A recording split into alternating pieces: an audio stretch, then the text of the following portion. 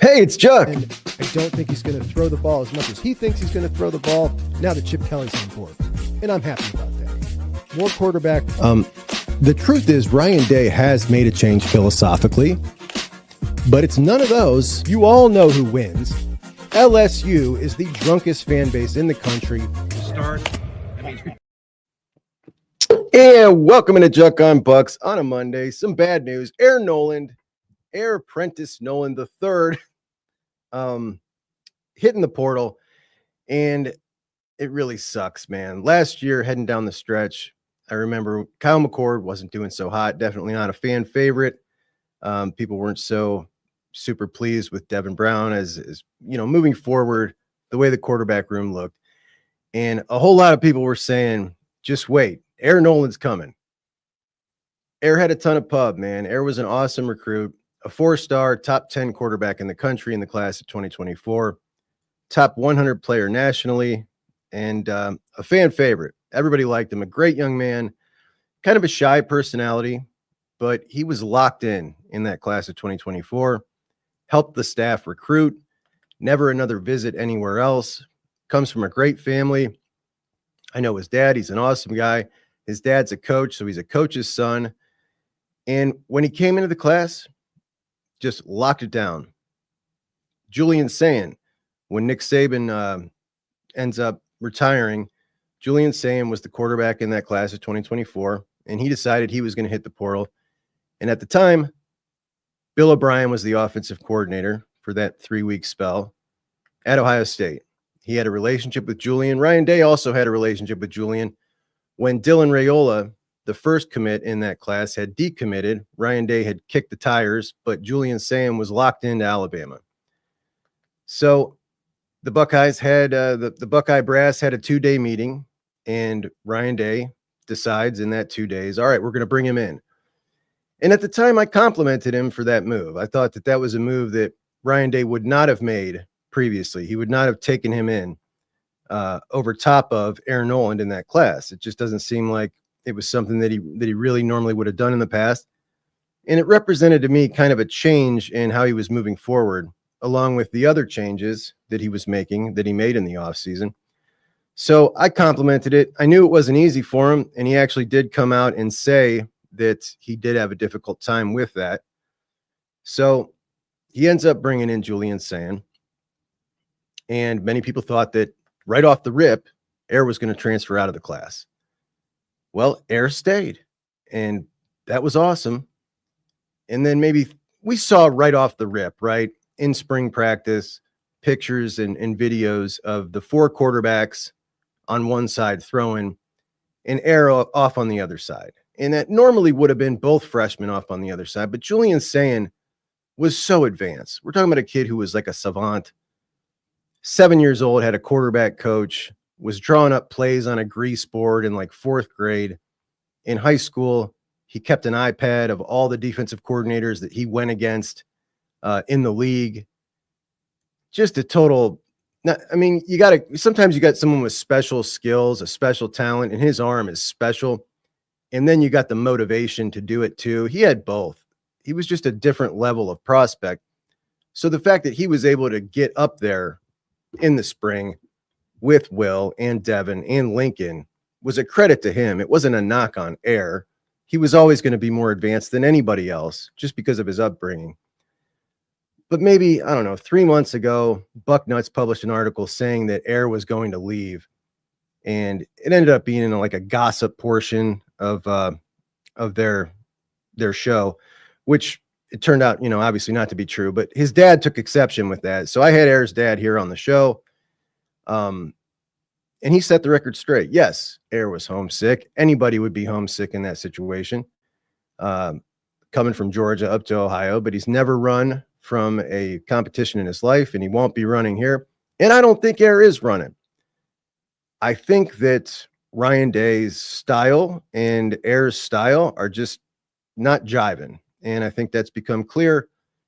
And I think that a comment that was left on this show not too long ago kind of says that to us. And I'll pull that up for you. So the comment at the top says, Ryan Day needs to trust his quarterback room and stop babysitting them. These quarterbacks will leave if they can't showcase their talents and play loose. Ryan Day is scared to have a Braxton Miller. All the while, the Buckeye fans are dying to see someone play like him. Then you see our guy Scooch below that saying 100% on point. But below Scooch, that's Aaron Noland's dad, Prentice Noland. And he says, I swear you are absolutely correct. So I think that kind of tells us everything we need to know about how they were feeling as it pertains to Air's skill set and what he was being allowed to do or what he was not being allowed to do. And this is something we've talked about before. And Julian is a bit of a playmaker who freelances. It's all over his high school film. And I think that might be some of the reason that we have not seen him play as much as we thought he might have at the end of games. We know that the interception where he went off script and threw downfield against Michigan State, we've maybe seen him 3 more plays since that happened. And Ryan Day's come out and said, as far as Justin Fields back then, he came out and admitted, yeah, he did in fact tell him he's not allowed to run. And I think that is more than just you don't want to injure your starter because you got no one behind him. He did the same thing with CJ. He likes his quarterbacks playing very constrained, and that's his prerogative. But when you look at a guy like Aaron Noland, who so many people got so excited based on the spring game, when you saw him out there being a playmaker, rolling around, playing, throwing on the run, and he looked great. He looked very promising. A whole lot of folks at that moment said, I want Air over Julian, and I get it, but it is just a spring game. And look, Julian's got a crazy amount of arm talent.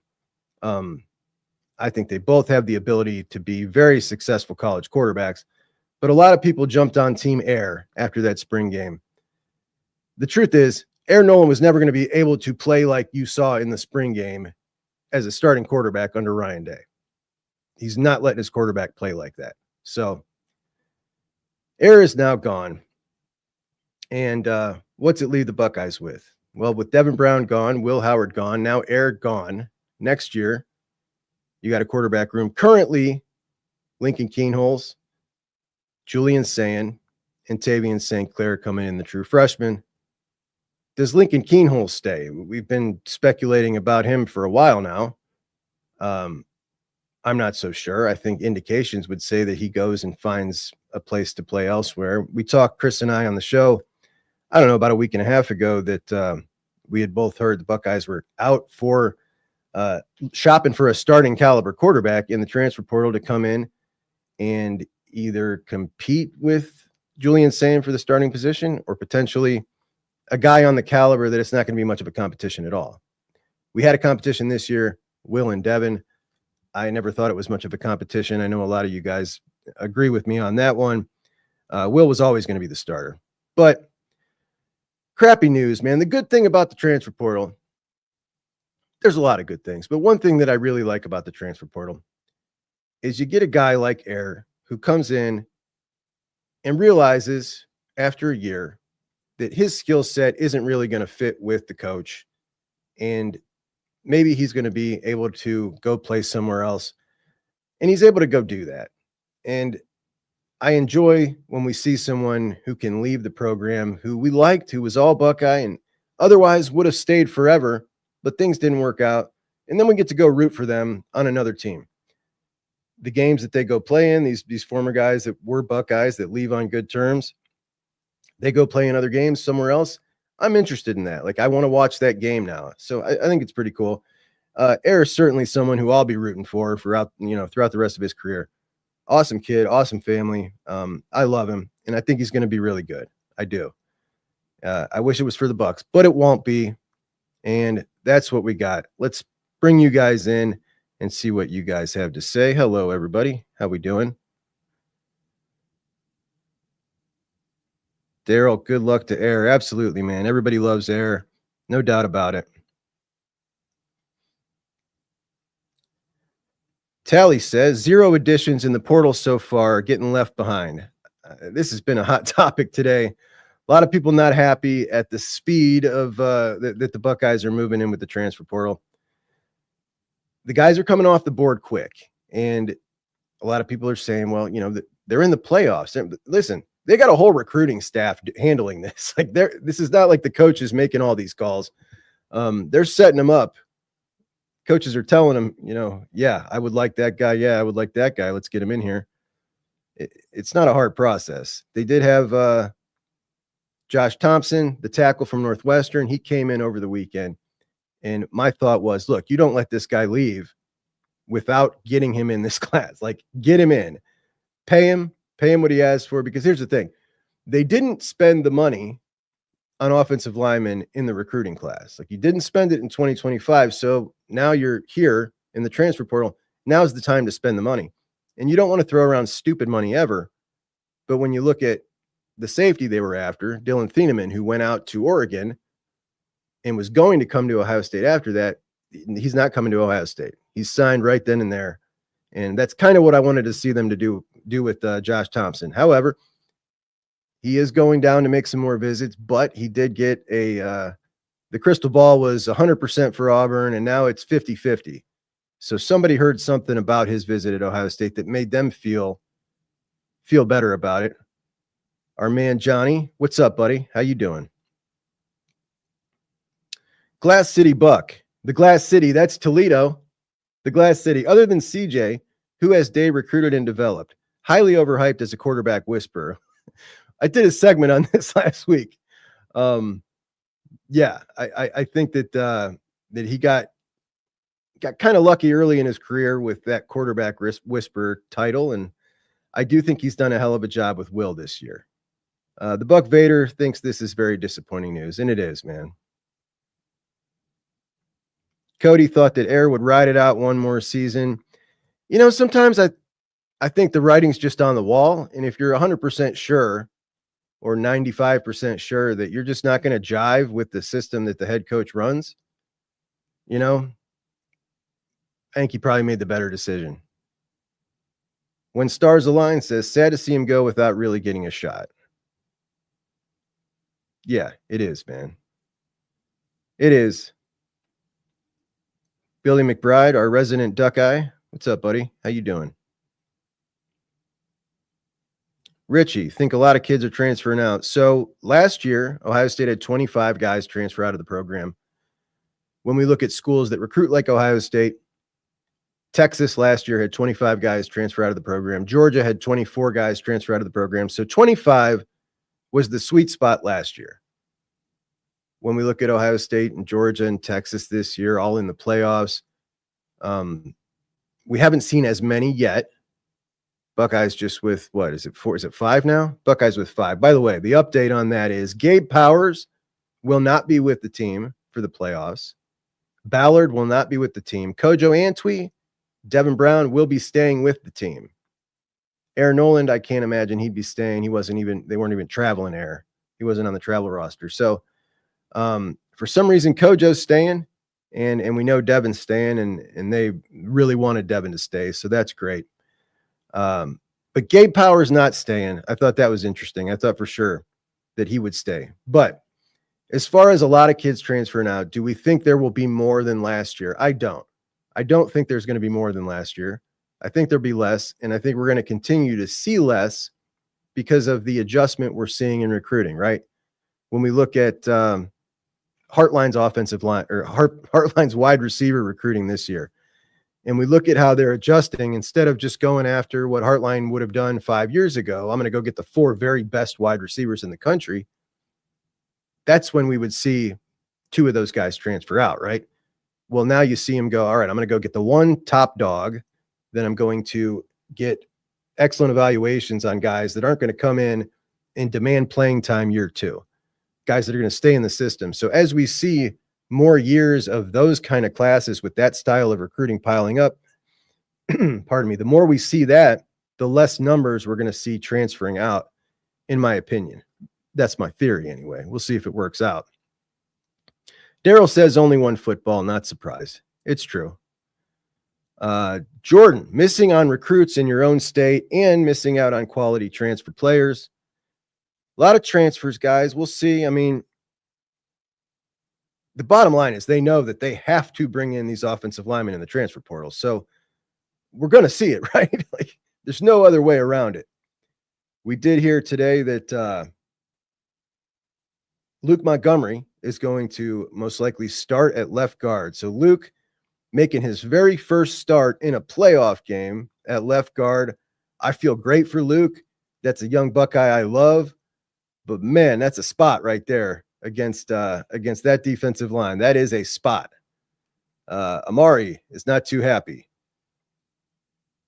Good luck to Air. Absolutely, man. And like Richie said, we are all rooting for Air. Awesome dude. When stars align, what a difference a year makes. Last year we were on fire in the portal. Now not so much. But let's go back to last year when we talk about the portal. The guys that they absolutely had to go get, the guys that they targeted. Will Kazmarek at tight end. You wanted to upgrade your tight end room. I don't know that you really did right there. You got Will. You targeted Will. I think that ultimately, was a good upgrade. I think it was a good evaluation, a good target. Keenan Nelson, though they got him in the next window. Keenan Nelson at safety never saw the field. And then you got some gifts, right? Well, I'm sorry. You targeted Seth McLaughlin as well as soon as he hit the portal. So that was a good one as well. But then you got gifts. Julian, Caleb, and Quinshawn. Quinshawn contacted them. Like those three were just gifts, luxury items that you had the money to add. But those were kind of gifty, right? Those are not what we can expect in a normal transfer portal year. We're not going to be able to expect or rely upon that.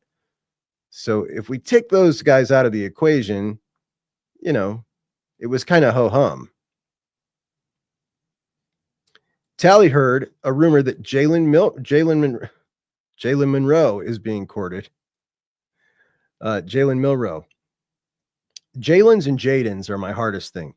So I heard Milroe say about the quarterback room at Alabama that he wishes those guys, he accidentally slipped up in what he said. He was like, he's wishing them good luck, meaning like, I'm not coming back. Is he going to the NFL? I would imagine he is, right? But I would have thought Drew Aller was going to the NFL for sure. And if you didn't see, Drew Aller is staying at Penn State next year. We saw Bo Pribula, Penn State's backup quarterback. He's transferring out, and that came out last night. And my initial thought was, well, Drew Aller's certainly going to the NFL. Why would he be transferring out if he's going to be the guy next year? My initial thought was because he knows Ethan Grunkmeyer is going to beat him out. Ethan Grunkmeyer is the freshman at Penn State from Ohio who is excellent. And I don't think Bo Pribula would have beaten him out. But now we hear that that was not the case. It was because Aller is sticking around. Props to Aller, man. I love that. I think that's good for all of us when we see a quarterback at another team stick around his team. It just makes college football more fun in general when we know the quarterbacks at places. And I love seeing a guy who would be a highly rated draft pick stick around at his school. I think that's cool. Dan says, right back to the John Cooper years, buddy. I lived through Coop. While that game felt similar to a Coop Michigan game, we got a pretty exciting week right now. Richie says, Fry is kind of underrated as an O-line coach. Shame they can't figure the recruiting part out. Yeah, I don't honestly think you can give a fair evaluation to an offensive line coach when it comes to development until after 3 full years. And, he's done some good jobs, done some jobs that could have been much better, right? Like Tegra, that's a top 50 recruit. Tegra going to be losing snaps this week to Austin Sierreveld, but at the same time, you can pat him on the back for Sierreveld coming along a little faster. There's ups and downs. As far as the recruiting, what time is it? It's 4:38. I expect some bad news coming soon on the recruiting end. And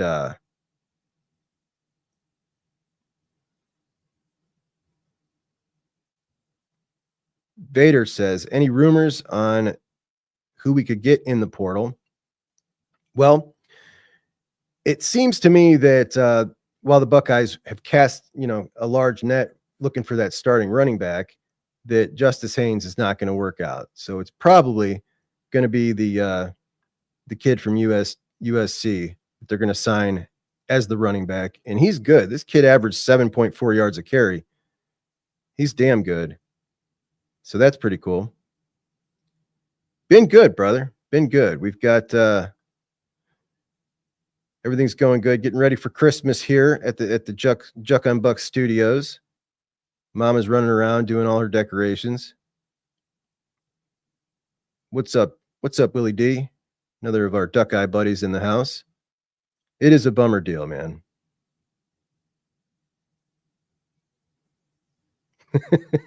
Ghoster says Zach Smith says Heartline sucks and Fry is good. Don't forget who's selling lie. Man, listen. My man's is that's his buddy, right? You got to imagine, like, that's a difficult spot to be in. You know what I mean? That's a difficult spot to be in. But he has been fairly critical of his recruiting. But that's a tough spot. Like, this is why they tell, and Zach's not a journalist, but this is why journalism 101 is don't get close to your subject, because it can put you in awkward positions. And I certainly understand what an awkward position that would be in when you got a friend and you quasi cover the team, or you comment on the team, pontificate on college football, just so happen to be mostly Ohio State. And one of those dudes is your buddy, and the whole fan base, that guy becomes the guy, right? We always, and I don't mean Ohio State fans, I mean every fan base always has one coach at minimum on the staff who is like the target of the ire. And it just so happens that that's his dude, right? So tough spot, man. Tough spot. Chuck, what do you think about Daniel?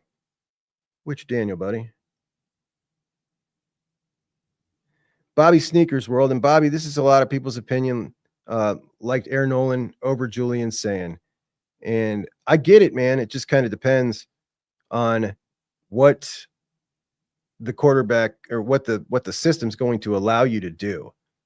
I don't think in this system that Ryan Day runs, we would have gotten Max Air Noland. You know what I mean?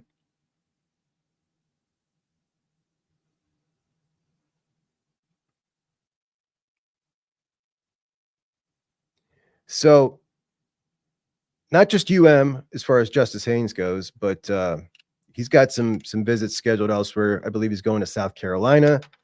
Florida's also in on it, and he currently doesn't have a visit scheduled at Ohio State. So I don't think it's going on. Oh, sorry. Thoughts on Daniel Sanchez calling out negative fans? Daniel Sanchez. So Daniel is my dude. He's my buddy. We've talked often. And I get where he's coming from. What he's saying is, listen, guys, you've got transfer portal people wanting to come to Ohio State, or got Ohio State on the board.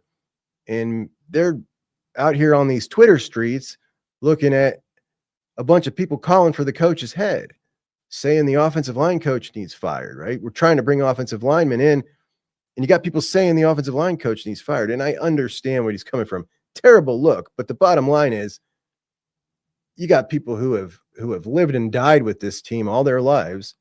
And right now, they're at a point where part of these people, the ones he's talking about, like, they want to see a regime change. Like, the last thing on their mind, the people that are tweeting stuff like that, is who they're going to bring in on the transfer portal, unless they're blasting them for missing somebody. Like, they'll use that as a negative, but they're not rooting for success for this regime anymore. They're not. And there's a difference between being constructively critical and just all out, like, going off the rails and saying I consider, if you are rooting for this team to lose so that you can see a regime change, like, I understand your theory behind it. If that's you, if I'm talking to you, if you want this team to lose so you can see a regime change, I think it's such a loser mentality, right? It's just a loser mentality. Like, how could you want your team to lose so that you could see a regime change? When don't you want to be bought back in? Like, don't you want the guy to win you back over? If he goes out and goes on a run in the playoffs, like, I will feel much, much better. I think this team can beat anybody, man. This team's got a shot to win it all. I really believe that. And I think if we see it, I'll tell you what though, guys. I don't know if you guys saw the interview with Dom Taberi that Day did last night. It was the most different sounding interview I've ever, it was off. Something was off for sure. Without a doubt. So Ryan Daysbeard makes a fair point. How do we like Air over Julian or even Julian over Air? That makes no sense. We've seen neither run an entire game to see what that looks like.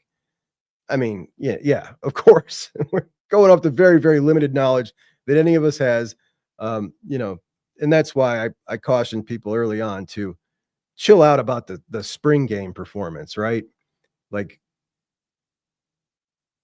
it was awesome for Air. It was not so great for Julian, but it really meant nothing.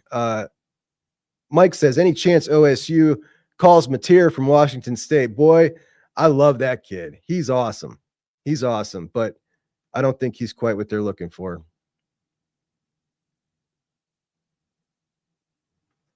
Mike G says, hey, why does the Ohio State Posers get to host a playoff game? What the heck has Ohio State done to deserve home field advantage? Well, they're one of just 3 teams who has beaten 2 playoff teams. That's what.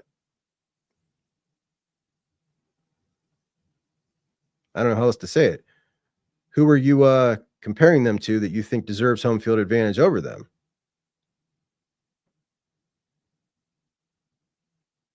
Okay, Michael, talking about the interview with Dom Taberi that I was referencing last night, says, I watched the full interview. Day was on edge and jittery the whole time. Acted like he was on a stand at trial. Okay, so you saw the same thing I saw. It just looked so different. And, like you guys, I'm someone who watches every time Ryan Day talks, right? Whether it be a press conference or an interview, because I come on here and I talk about it on the show.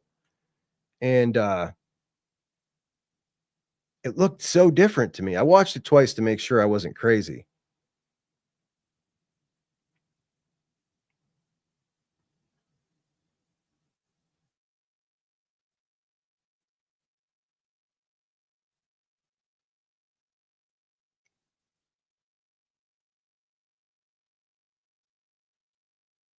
Richie Dubs says, could care less after he made his John Cooper comment. He still doesn't get it. He talked about how important it was all week, then crapped the bed.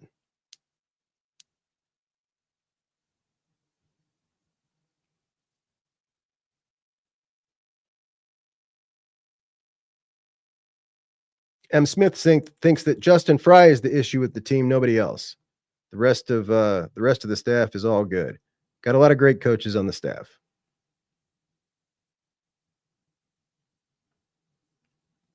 Do you think the Big Ten can take advantage of the selective soft placings in the playoffs? So there is, obviously, we got an SEC guy in here.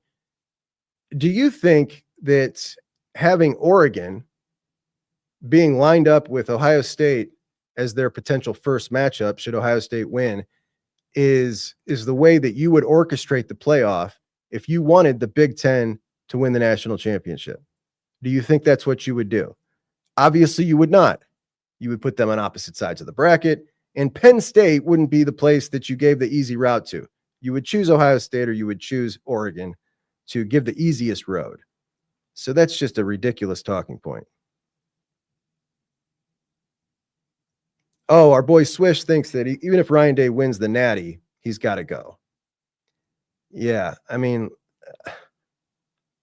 I would hope if that actually happened, you would feel differently. I get that sometimes we say things right now that we may think we are going to feel that way. I just doubt it. What's up, Sage? How you doing, brother? I doubt you would really feel that way, to be honest. I think that's just kind of a haterade comment there. Stud Billy says, we found Jim Tressel when we got rid of Cooper. I've gone over this time and time again when people say, like, what's your plan? The plan is you do a coaching search and you go find the next head coach. That's the plan when you fire a coach.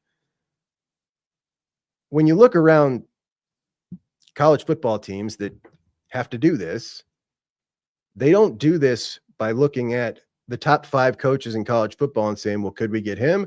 I don't really want him. Could we get him? Could we get, like, that's not how this is done. You're going to take a swing or two at one of those types of guys, but usually you're going to do a coaching search and you're going to go find the guy and you're going to sit across from dudes and you're going to find out who's got the special quality. When you when Andy Geiger sat across from Jim Tressel and listened to Jim Tressel lay out his plan and how he does things, he said, that's a leader. That's the guy. And that's how it goes. Now, you must, to support that to happen, have to feel trust in the people making those decisions.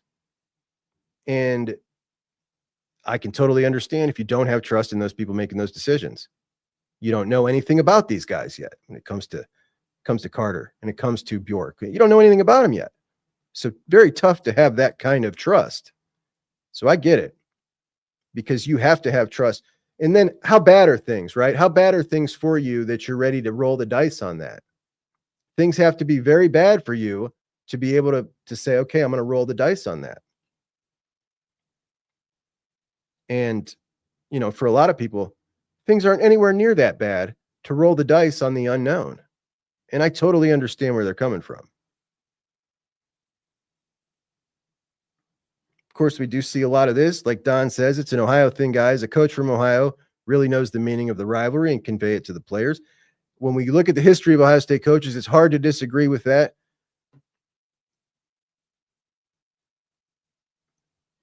Josh R. said it's not a loser mentality. People are just so fed up with losing to Michigan when we have a way better team. I get it. I get it, man. But we've got Tennessee coming into here, running their mouths, all their SEC buddies jumping to support them. You want to see us lose to that? We'll never hear the end of it. No way, man. No way. I can't have it. Arkbuck, what happens in this game if Will Howard gets banged up? Who we see in Devin Brown or saying? I think it's saying. I'm sorry. I think it's Brown. I don't think it's saying. I don't think they trust saying. I would sure love to see it. I think it'd be a lot of fun.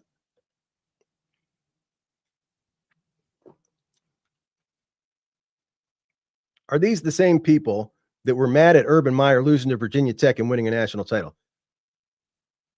I was at that Virginia Tech game, man. You've never felt an eerier feeling in your life than 100,000 people walking out of that place dead quiet. What a shocker. That was a shocker, man. Yes, fans were definitely pissed when Tressel was hired. Absolutely. But fans didn't get Andy Geiger's perspective. They didn't get to sit across from him and talk to him. Was very close to being Glenn Mason. I was on the Glenn Mason train. I liked it. To me, it made the most sense. All right, Mike G, you're just annoying this time. Goodbye.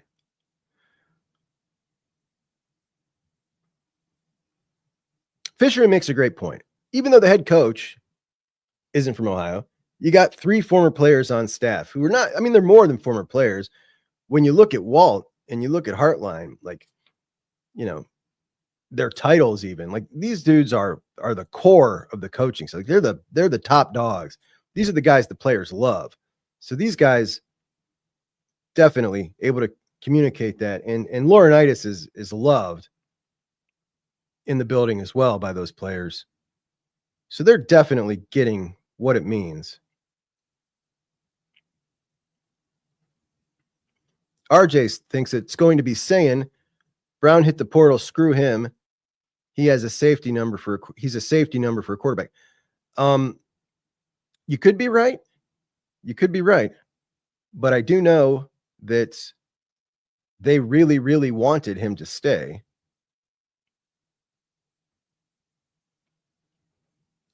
Tress won him over at basketball.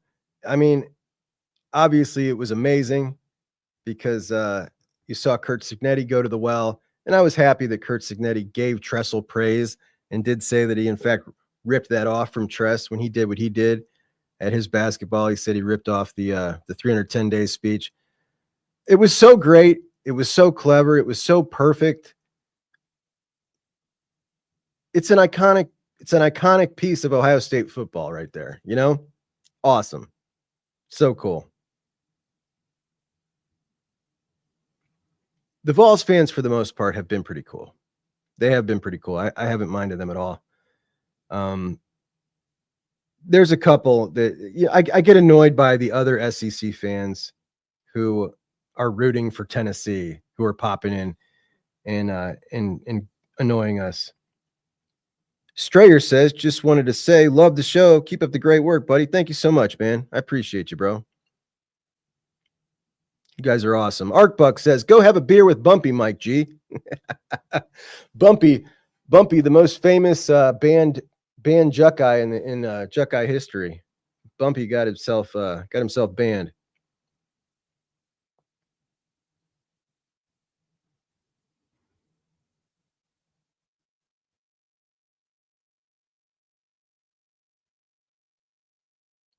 Arcbuck says Dave probably didn't like college football as a teen. Dude, I got a little heat for an episode I did last week. You guys may or may not have remembered, but I did an episode, and Ryan Day's initial press conference where he talks about being a kid sitting on his grandpa's couch watching the game, wanting to be the head coach of Ohio State when he grows up. And it's obvious nonsense, but yes, guys say things like that when they're being hired for a new job. Sure. Especially when they're not from Ohio. And I get it. I get why he said it. It's nonsense, but there are very, very few college football fans in that neck of the woods, period. So to that point, you're probably right. They're all NFL up there. That's all they care about up there. And when I'm feeling particularly irritated with Ryan Day and Chip Kelly, I get this thing in my head where I'm like, these Northeasterners running our program, like this is what goes through my head when I'm pissed off. Bunch of Northeasterners down here running our show. Dan says, if Ohio State plays Tennessee like it did Michigan, there will be huge changes. I mean, it's interesting. We've certainly gone back and forth over what happens if you come out and play like that. I just don't think there's any possible way that they're going to come out and put forth that kind of game plan. I really view that game as a one-off, man. It was so clearly in their heads, the way they coached the game, like it was just so different that I don't expect that to be the repeat performance. I expect 11 other games that we saw to represent what we'll see in this Tennessee game, because everything was so different in the game. That's what I expect. Now, if you do come out and you play the game like that, could you imagine what a disaster it would be? Oh my gosh, would it be a disaster? People would be furious. Aaron Porter Jr. says this has got to be one of the youngest quarterback rooms Ohio State has had. Are they looking to add experienced guys or roll with one of the young guys? They're definitely looking to add an older guy. The question is, are they looking to add an older guy who can compete with Julian Sayin as the starter? Or are they looking to add an older guy who is a clipboard guy that's going to help them with, help them along throughout the year? Fisherman's with me here. He usually is. Georgia and Bama fans rooting for their rival to win. Can't get it. Stephanie says, I would hate for the portal to open up and lose half the team, but if it swings back to us dominating Michigan to do it, I would honestly consider an inexperienced Hartline. He understands the rivalry. To this point, and matter of fact, I just did a video today about Kalen DeBoer in Alabama and Hugh Freeze in Auburn over at Juckonbucks CFB. If you want to see more of my national college football stuff, you can check that out over there. But what's the closest teams that recruit like Ohio State does, that operate like Ohio State does? Alabama, Georgia, Texas. So seeing Alabama go through a coaching change, we can look to that and say, okay, this is probably similar to what this is going to look like, providing you get the right guy. Alabama walked in to this season, Kalen DeBoer's first year, with the number one talent composite. Yes, they lost some fan favorites, some great players, but we're still able to come into the season with the number one talent composite. So if we can say that, yeah, Ohio State's probably going to do it similarly to Alabama, then there doesn't need to be this huge sweeping talent drop off during a coaching change.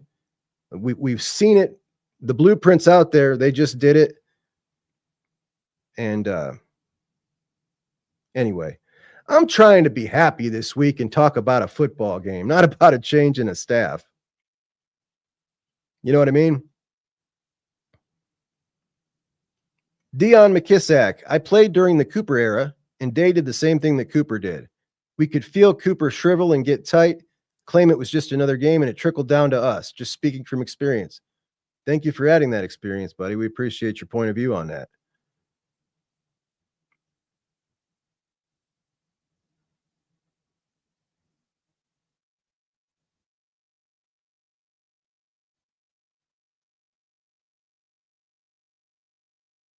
Ooh, Chris McLaughlin says, so where's all the creativity on offense? Supposed to be two offensive gurus. I just don't think Day is the guy for the job.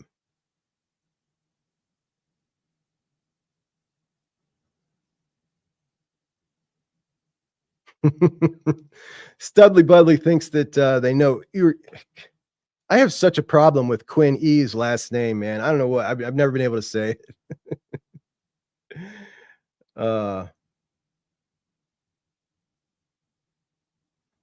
Woody says, with helmet comms, every play is a check with me play. Day is micromanaging. I can't stand how slow they play. I can't stand it.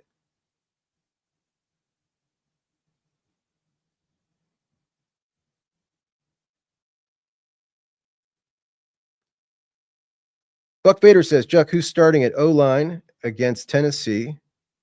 It's going to be Donnie at left tackle, Luke Montgomery at left guard, Carson Hinsman at center.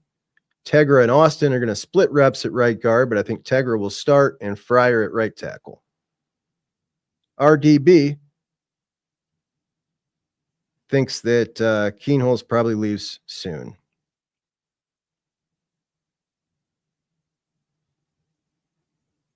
Scared money doesn't make money, and scared coaches don't win big games. Nick says, does Texas want yours back? Like, there's no chance that he would come back to Texas. There's no way Arch is sitting another year, and there's no way Quinn's coming back to ride the pine. So if he comes back to college football, he's going somewhere else. I don't think he's coming back. I think this entire speculation has to do with some bozo putting out an article that there's a $4 million offer from a Big Ten school, and then people linking that with Michigan State. And the Michigan State beat writers were just going crazy. They absolutely love it, man. They think that they're going to get him, and not only get him, but hold on to Childs as well. They think Childs is going to be cool with that. He's going to ride the pine for a year to develop, and that's just definitely not happening. So,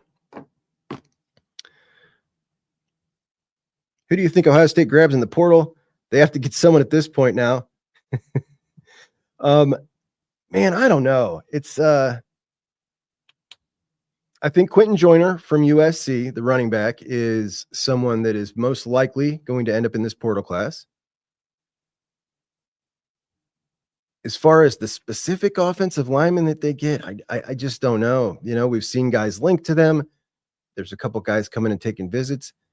What I'm trying not to do is what I did last year, which was just dive in on all these guys, watched all these film on every guy that they were linked to. And then in the end, we got like none of those guys. All the guys we got, it happened like lickety split before we even knew about it. It was just really quick. Or they were dudes we already knew. So Smooth One says, go big fat orange. It's GBFO, but the F stands for feminine. Go big feminine orange. Soft, dainty orange. By the way, I don't know if you knew this, but they got these shiny little, they got glitter in their helmet too. It's not just the feminine orange, but it's got glitter. It's something else, man. Like my little sister designed that helmet. You know what I'm saying? Yeah. Michigan State. Michigan State thinks that, sorry, Tennessee, thinks that they're the ones who have that $4 million offer on the table.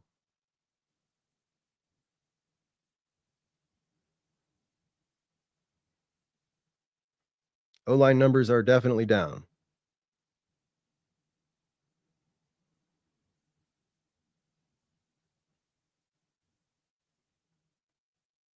Sage does not follow recruiting. The team is enough. It's a lot, man. It's definitely a lot. All right, my friends. I was just popping on to do a little 10-minute video about air. Did not expect that we were going to go this long, but I appreciate you guys joining me and having a little Buckeye conversation out of the blue. Was not expecting it. You guys are the best. Thank you so much for joining me as always. And RJ thinks that helmet falling means Ohio State wins 34-14. I'm going to go with my man's I'm going to go with my man's projection. No, it has not passed 20K yet, but it's a lot of money. All right. Appreciate you guys so much. I'll talk to you soon. Tomorrow, I'm going to be on, I think, with Dylan. Dylan and I are going to discuss this week, discuss the press conference and such. So I'll talk to you guys then. Appreciate you. Juckonbucks out.